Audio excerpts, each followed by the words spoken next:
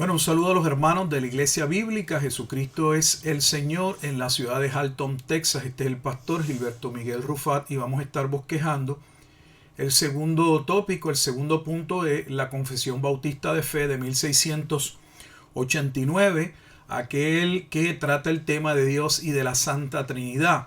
Aquellos que han dado lectura a ese punto o que darán lectura posteriormente habrán notado o notarán que está cubierto en 3 párrafos y cada uno detalla un aspecto importante de la deidad.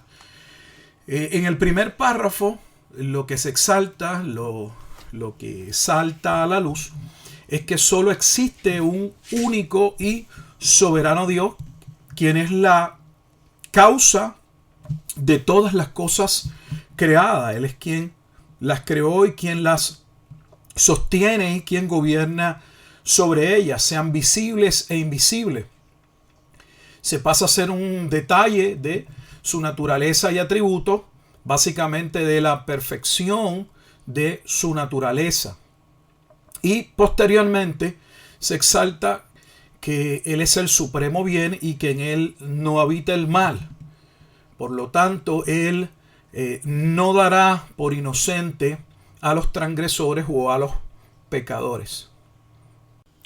Del segundo párrafo se desprende que la gloria de Dios no depende de su creación. Él no tenía que haber creado, sin embargo, decidió crear. No solamente crea, sino que Él gobierna sobre su creación y gobierna totalmente y soberanamente y activamente. No hay tal concepto en la Escritura como tenían los padres fundadores de la nación americana, de un deísmo, de un Dios que crea el mundo, coloca orden, coloca leyes y el mundo depende de esas leyes y de que el hombre tome acción y gobierne a través de esas leyes para el supremo bien. No, realmente el mundo depende, subsiste, existe por causa de Dios.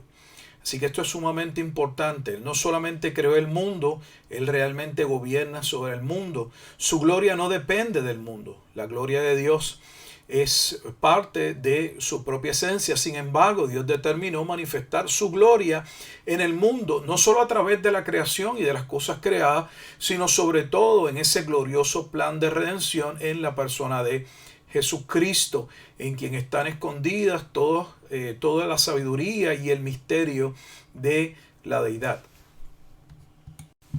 En el tercer párrafo se destaca el aspecto trinitario o la doctrina de la Trinidad que algunos cristianos rechazan. La realidad es que la palabra Trinidad no se utiliza en la Escritura, pero es un término, es una palabra que se acuña, que se utiliza para enmarcar dos verdades que la Escritura claramente presenta.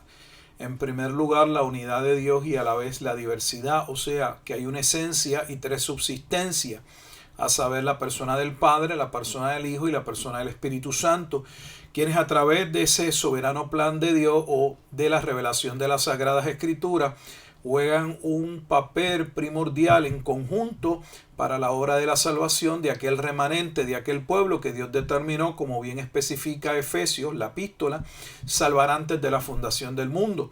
Siendo el Padre aquel que elige, decreta, siendo el Hijo el medio o el agente a través del cual ese pueblo alcanzaría el perdón de los pecados, y siendo el Espíritu Santo aquel agente regenerador, aquel que de manera eficaz cambiaría el corazón de aquellos para que pudiesen proceder al arrepentimiento verdadero y a la salvación en el único Dios y mediador entre Dios y los hombres, Jesucristo hombre. Ahora bien, cuando hablamos de la Trinidad hay 2 modalidades erróneas que debemos apartarnos de ella o conceptos. El primero es el modalismo, y es ver al Padre, al Hijo y al Espíritu Santo como 3 cambios o maneras en las que Dios se expresa al hombre. No, la Biblia realmente recoge a la persona del Padre, a la persona del Hijo y la persona del Espíritu Santo como iguales en naturaleza y atributo, y trabajando en conjuntos, unidos todo el tiempo en esa obra de la salvación. No son cambios en Dios. O sea, para entendernos, aunque realmente cuando utilizamos ejemplos humanos, ninguno de ellos corresponde realmente a la realidad de Dios, porque Dios está por encima de todas las cosas. Pero diríamos algo así como, bueno, pensar que Dios es algo como Superman, donde él es Clark Kent en algún momento dado, mientras él trabaja en su vida cotidiana, pero cuando entonces necesita llevar a cabo un milagro, entonces él se cambia y es la persona de Superman. No, no hay cambios. O sea, el Dios Padre, Dios Espíritu Santo, no son cambios en la persona de la deidad, son subsistencias que existen en esa esencia. La otra cosa de la que debemos huir es del triteísmo, y es creer que son tres divinas personas que forman un solo Dios, o sea, tres dioses que forman uno. Eso no es lo que la Escritura establece. Describe realmente una relación de un Dios en tres personas, y no es lo mismo la relación de un Dios en tres personas